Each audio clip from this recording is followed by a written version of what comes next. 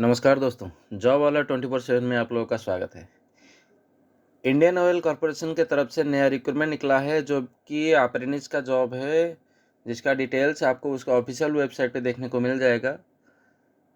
Video को कृपया अंत तक देखिए, इसमें आपको सारी जानकारी दी जाएगी, कहाँ से अप्लाई करना है, कैसे अप्लाई करना है, क्या-क्या क्राइटेरिया है, क्या-क्या क्वालिफ़िकेशन है, सारे डिटेल्स आपको दिया जाएगा। कृपया वीडियो को अंत तक देखिए। IOCL.com इसका ऑफिशियल वेबसाइट का लिंक है, जिसका लिंक हम आपको डिस्क्रिप्शन में प्रोवाइड करेंगे। वहाँ पे आप जाकर उसका ऑफिशियल वेबसाइट चेक कर सकते हैं और उसका ऑफिशियल वेबसाइट ओपन होने के बाद कुछ इस तरह से शो करता है। थोड़ा सा नीचे स्क्रॉल करने के बाद यहाँ पे उसका एक ऑप्शन है, कैरियर्स का ऑप्शन। इसे क्लिक करने के बाद आपको उसका ऑफिशियल वेबसाइट इस तरह से शो होगा। यहाँ पे थोड़ा सा नीचे स्क्रॉल करने के बाद यहाँ पे उसका एक ऑप्शन है, रिलेटेड लिंक्स का एक ऑप्शन है, जहाँ पे 3 टाइप्स के लिंक है। यहाँ पे आपको अप्रेंटिस का लिंक चूज करना है। उस लिंक को चूज करने के बाद आपको अप्रेंटिस में उसका जॉब नोटिफिकेशन का जानकारी के बारे में पता चल जाएगा। यहाँ पे देखिए, engagement of apprentice under the apprentice act 1961 in pipeline division. Pipeline division का जॉब निकला है, जो कि डिफरेंट रीजन में कितना कितना पोस्ट है, जिसका डिटेल्स आपको आगे दिया जाएगा। यहाँ से उसका डिटेल एडवर्टाइजमेंट में आपको डाउनलोड करना है और यहाँ से आपको उसे अप्लाई करने का लिंक मिल जाएगा, जिसका लिंक हम डिस्क्रिप्शन में प्रोवाइड कर देंगे। चलो पहले इसका जो एप्लीकेशन है, जो क्या क्या क्राइटेरिया है, उसका नोटिफिकेशन पहले चेक कर लेते हैं। इसे क्लिक करने के बाद उसका नोटिफिकेशन कुछ आपको इस तरह से शो होगा। तो पहला पेज है, यहाँ पे पहले आपको उसका एडवर्टाइजमेंट नंबर देखने को मिल जाएगा, जो यहाँ पे मेंशन्ड है। और उसके बाद आता है डेट ऑफ नोटिफिकेशन, जो कि 12 जनवरी 2024 को जारी किया गया था। Start of receipt of online application वही सेम है, 12 जनवरी 2024 से शुरू हो गया है उसका प्रोसेस। ऑलरेडी 4 दिन जा चुके हैं। तो जो कैंडिडेट इस पोस्ट के लिए इंटरेस्टेड है, तो उसके लिए, इस जॉब के लिए इंटरेस्टेड है, इस पोस्ट के लिए आप आवेदन करना शुरू कर सकते हैं। लास्ट डेट तक वेट करने की कोई ज़रूरत है नहीं। उसके बाद आता है लास्ट डेट ऑफ एप्लीकेशन, जो 1 फरवरी 2024। याद रखिएगा, 1 फरवरी 2024 इसका लास्ट डेट है। और date of recording eligibility criteria 12/1/2024 से शुरू हो गया है। ध्यान रखिएगा, ये जो डेट्स हमने आपको बतलाए उसमें 2 डेट इंपॉर्टेंट है, जो 12/1/2024 से शुरू हो गया है और 1 फरवरी 2024 को ये ख़त्म हो रहा है। ये ज़रा ध्यान रखिएगा। टोटल पोस्ट इसमें है 43 अप्रेंटिस का जॉब है, जो पाइपलाइन के अंतर्गत वो आपको जॉब मिलेगा। ध्यान रखिएगा। उसके बाद आता है उसका location, tentative number of seats and reservation.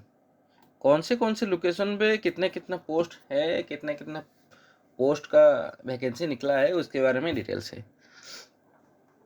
पहले देता आता है वेस्ट बंगाल में। वेस्ट बंगाल में टोटल कुल मिलाकर 6 टाइप्स के जॉब निकले हैं। पहला आता है मैकेनिकल, उसके बाद आता है इलेक्ट्रिकल, उसके बाद T&I, उसके बाद ह्यूमन रिसोर्सेस, उसके बाद अकाउंट्स फाइनेंस, उसके बाद लास्ट में आता है data entry operator. West Bengal के रीजन में आपको टोटल 44 सीट्स की वैकेंसीज हैं, जिसमें कैटेगरीज हैं आप लोगों को जैसे पता है। पहले आता है SC/ST, उसके बाद ST, उसके बाद OBC, उसके बाद EWS, उसके बाद अनरिजर्व और लास्ट में आता है PWBD यानी फिजिकल हैंडीकैप्ड। टोटल 44 पोस्ट हैं। इस तरह आप चेक कर सकते हैं, यहाँ पे डिफरेंट जोन में डिफरेंट पोस्ट हैं। जैसे कि बिहार में टोटल 3 पोस्ट निकले हैं, 36 पोस्ट निकले हैं। आसाम में 28, यूपी में 18। इस तरह से सारे डिटेल्स आपको यहाँ पे देखने को मिल जाएंगे, जैसे कि हरियाणा, पंजाब, दिल्ली, यूपी, उत्तराखंड, हिमाचल प्रदेश, उड़ीसा। उड़ीसा में टोटल 38 पोस्ट है। छत्तीसगढ़, झारखंड, आंध्र प्रदेश। उसके बाद आता है साउथर्न रीजन पाइपलाइन में आता है तमिलनाडु। उसमें टोटल 33 पोस्ट हैं। कर्नाटका टोटल 6 पोस्ट हैं। उसके बाद वेस्टर्न रीजन में आता है गुजरात, तो उसमें टोटल 88 पोस्ट हैं। उसके बाद आता है राजस्थान, उसमें 43 पोस्ट हैं। टोटल कुल मिलाकर 473 पोस्ट है, जिसमें डिफरेंट डिफरेंट कैटेगरीज के डिवाइड किया गया है। आप अपने हिसाब से आप किससे कौन से जोन में जॉब करना चाहते हैं उसके हिसाब से आप अप्लाई करना है आप लोगों को। अगर आप जैसे कि उड़ीसा से हैं तो उड़ीसा के जोन में अप्लाई कर सकते हैं, या दिल्ली से है दिल्ली के जोन से अप्लाई कर सकते हैं। आप अपने हिसाब से क्राइटेरिया हिसाब से यहाँ से आपको अप्लाई करना होगा, जिसका डिटेल्स आपको आगे दिया जाएगा।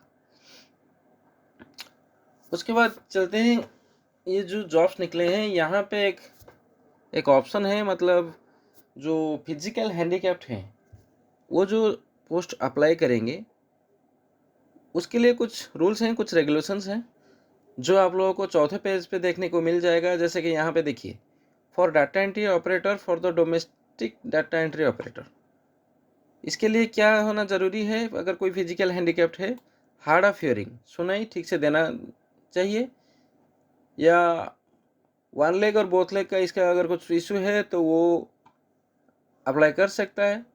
इस तरह से आप अपने जो फिजिकल हैंडीकैप्ड है, जैसे कि किसका हाथ का प्रॉब्लम है, किसका पैर का प्रॉब्लम है, इस तरह से आप चेक करके यहाँ से अपने हिसाब से ही अप्लाई करना होगा। तो 4 नंबर पेज पे आपको उसका सारी डिटेल्स मिल जाएगा। उसके बाद चलते हैं उसका सीधे क्वालिफिकेशन एलिजिबिलिटी क्राइटेरिया क्या क्या है। पहले भी हमने आपको बताया है 6 टाइप के जॉब हैं, 6 टाइप और 7 टाइप के टोटल जॉब है।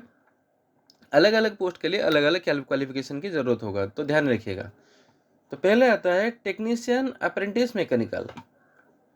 इसके लिए क्या ज़रूरत है, 3 इयर्स और 2 years through lateral entry after ITI of minimum 1 year duration होना चाहिए अप्रेंटिस, और 10th और +2 इनमें से होना ज़रूरी है।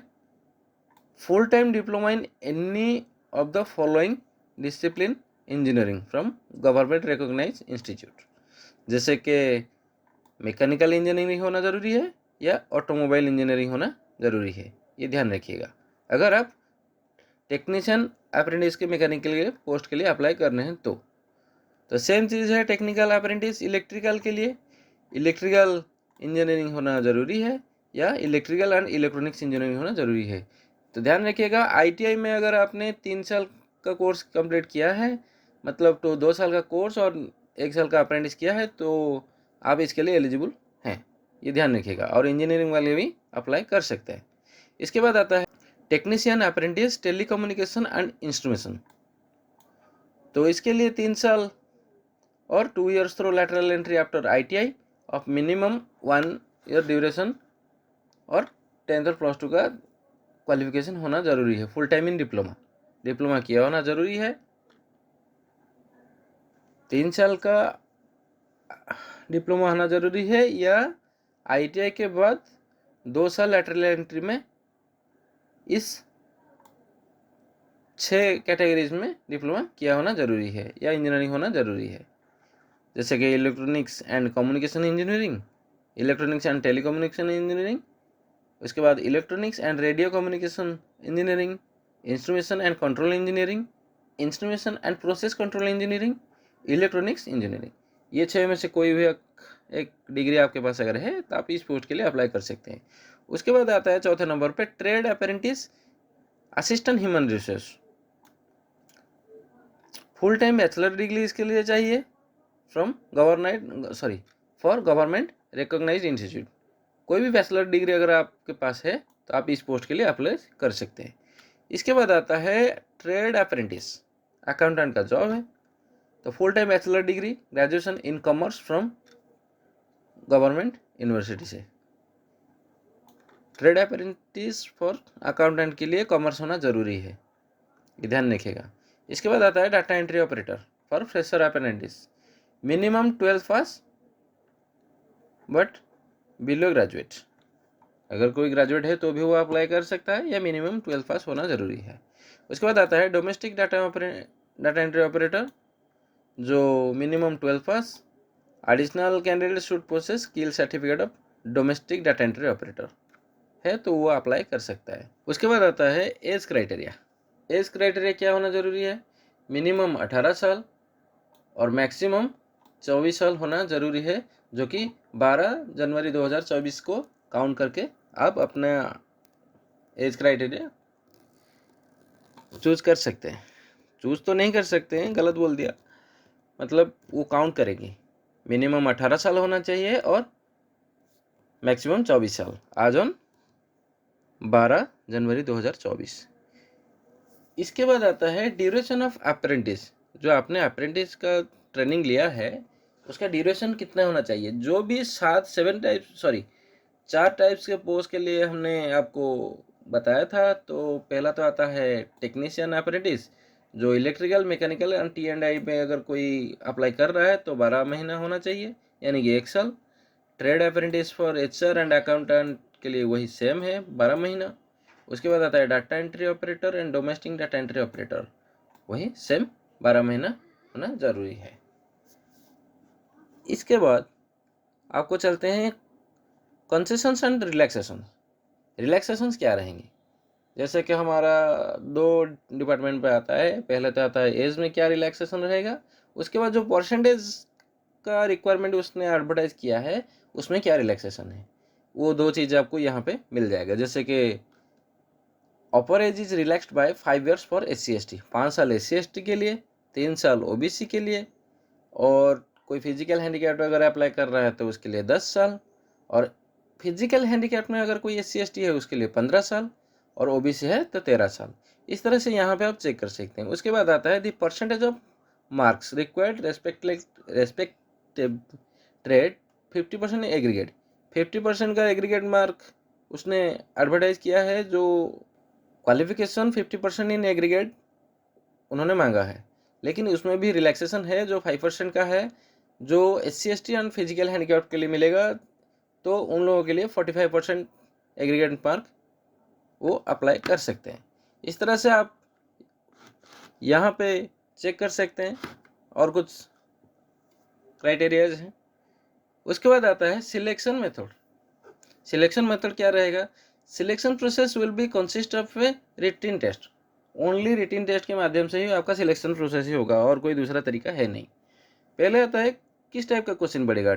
Type multiple choice question. Multiple choice question आएगा जो कि टोटल 100 क्वेश्चन आएंगे और 100 मार्क।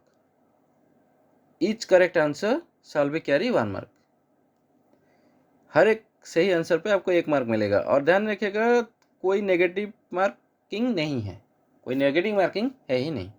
तो आप 100 के 100 क्वेश्चन अटेंड कर सकते हैं, उसमें आपको कोई नेगेटिव मार्किंग नहीं मिलेगा। तो ये जो एग्ज़ाम होगा डिफरेंट डिफरेंट पोस्ट के लिए different different types of question आएंगे। उसका डिटेल्स यहाँ पे आपको मिल जाएगा। दी constitution of question paper will be आज बिलो, यानी कि यहाँ पे आपको देखने को मिल जाएगा। फिर भी हम आपको बता दे रहे हैं फॉर टेक्नीशियन अप्रेंटिस टोटल तो 100 मार्क है, उसमें आपको 75 डिप्लोमा लेवल के क्वेश्चन आएंगे और 25 क्वेश्चन आएंगे general aptitude, reasoning, general English, numerical aptitude and general knowledge. तो सेम वही फॉर ट्रेड अप्रेंटिस अकाउंटेंट के लिए सेम है, और अप्रेंटिस असिस्टेंट ह्यूमन रिसोर्स के लिए वही सेम है। मतलब नहीं, असिस्टेंट अप्रेंटिस ह्यूमन रिसोर्स के लिए थोड़ा अलग है। All 100 objective types of question shall be general aptitude, reasoning, general English, numerical aptitude and general knowledge और अवेयरनेस। असिस्टेंट ह्यूमन रिसोर्स के लिए जो 100 क्वेश्चन आएंगे इस तरह से आएंगे। उसके लिए कोई जैसे कि कोई ट्रेड तो है नहीं, बैचलर डिग्री उसका क्वालिफिकेशन मांगा है, तो ये सबसे 100 क्वेश्चन आपको अटेंड करने होंगे। For data entry operator and domestic data entry operator same है, 100 क्वेश्चन इस तरह से आपको general aptitude and reasoning, general English, numerical aptitude से ही आएंगे। तो duration of the written test shall be 120 minute, 2 घंटे का ड्यूरेशन रहेगा। तो उसके अंदर आपको 100 क्वेश्चन अटेंड करने हैं, और क्वेश्चन पेपर हिंदी और इंग्लिश दोनों में रहेगा। आप जिसमें सेटिस्फाइड हैं आप उसमें एग्ज़ाम क्लियर कर सकते हैं, दे सकते हैं।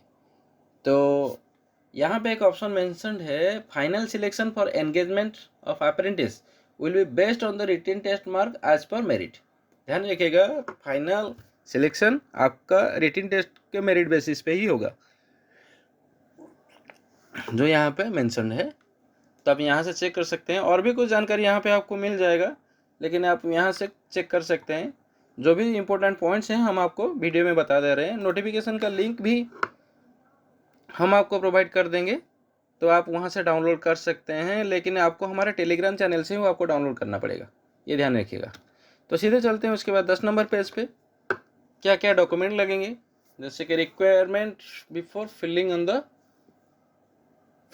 On line application form. Online application form से पहले क्या क्या आपको करना पड़ेगा। जैसे कि यहाँ पे एक ऑप्शन मेंशन है, before applying for above apprentice position candidate must have to first register themselves in online portals of the following agency of the government of India. तो अप्लाई करने से पहले आपको, अगर आप फॉर टेक्नीशियन अप्रेंटिस के लिए जॉब के लिए अप्लाई कर रहे हैं, तो आपको NATS के अंतर्गत आपको अपना सारा डिटेल्स वहाँ पे रजिस्टर्ड करना होगा। जो यहाँ पे उसका लिंक है, यहाँ से आप डायरेक्ट जा सकते हैं। इसे क्लिक करने के बाद आपको कुछ इस तरह से उसका इंटरफेस शो होगा, नेशनल अप्रेंटिस ट्रेनिंग स्कीम। यहाँ पे आपको लॉगिन करना है और उसका रजिस्ट्रेशन यहाँ पे कंप्लीट करना है। रजिस्ट्रेशन कंप्लीट करने के बाद आपको एक रजिस्ट्रेशन नंबर मिलेगा, वो लेकर आप आगे बढ़ सकते हैं। उसके बाद आता है for trade apprentice optional trades. इसके लिए भी वही सेम है, NSDC के अंतर्गत आपको रजिस्ट्रेशन करना होगा।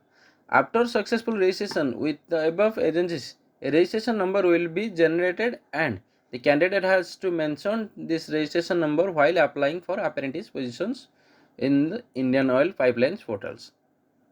आपको अप्लाई करने से पहले वो रजिस्ट्रेशन नंबर ज़रूरी है, तो पहले रजिस्टर करना होगा, उसके बाद ही आप अप्लाई कर सकते हैं। जो यहाँ पे आपको जैसे कि बाकी चीज़ों की जानकारी मिल जाएगी। जैसे कि यहाँ पे एक ऑप्शन है coloured photograph, size between 20 KB से 50 KB अंतर्गत होना चाहिए, जो कि JPG फॉर्मेट में होना ज़रूरी है। और सिग्नेचर इन ब्लैक इंक में सिग्नेचर होना चाहिए। सेम चीज़ है, बिटवीन 10 से 30 KB के अंतर्गत तो उसका साइज होना चाहिए, JPG फॉर्मेट में होना ज़रूरी है। बाकी का डिटेल्स आपको वहाँ से सबमिट करना है। उसके बाद आता है हाउ टू अप्लाई कैसे करना है।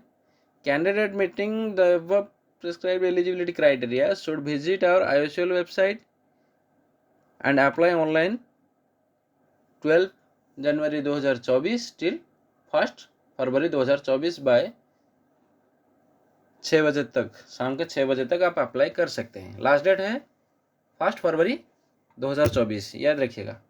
और इसका जो ऑफिशियल लिंक है हम आपको प्रोवाइड कर देंगे।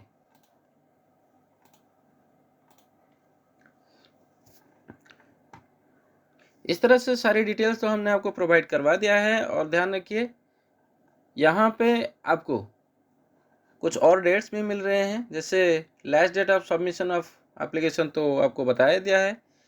Download of admit card download आपको किस तारीख से करना पड़ेगा, 9 फरवरी 2024 के शाम के 5 बजे से शुरू होगा। 18 फरवरी 2024 के अंतर्गत आपको डाउनलोड करना होगा। उसके बाद साइट्स ओपन नहीं होंगी, ये ध्यान रखिएगा। रिटन टेस्ट ऑन 18 फरवरी 2024 को है, जो संडे है। आप अपने जहाँ पे जिस रीजन में अप्लाई किया है उसी के हिसाब से आपका एग्ज़ाम सेंटर आपको पता चल जाएगा। तो यहाँ पे और कुछ नोटिफिकेशंस हैं जो आप अपने हिसाब से चेक कीजिए। सारे मेन पॉइंट्स हमने आपको बताया है, तो आप लोगों को इससे तो वीडियो में दी गई जानकारी पूरी तरह से ऑफिशियल वेबसाइट से लिया गया है, कोई भी मनगढ़ंत नहीं लिया गया है। दोस्तों, अगर वीडियो बनाते वक्त कोई त्रुटि रह गई तो उसके लिए माफ़ी चाहेंगे। हम कोशिश कर रहे हैं सारी इन्फॉर्मेशन आपको सही तरीके से प्रोवाइड करें, फिर भी कुछ गलत हो जा रहा है तो उसके लिए माफ़ी चाहेंगे। वीडियो अगर सही लग रहा है और पसंद आ रहा है और इन्फॉर्मेटिव आपको लग रहा है तो कृपया वीडियो को लाइक कर दीजिए और चैनल को सब्सक्राइब कर दीजिए। आपकी सपोर्ट की बहुत ज़रूरत है हमें, तो आपके सपोर्ट बिना हम आगे नहीं बढ़ पाएंगे। कोशिश कर रहे हैं सारी जानकारी आपको सही प्रोवाइड करने के लिए। धन्यवाद। जय हिंद।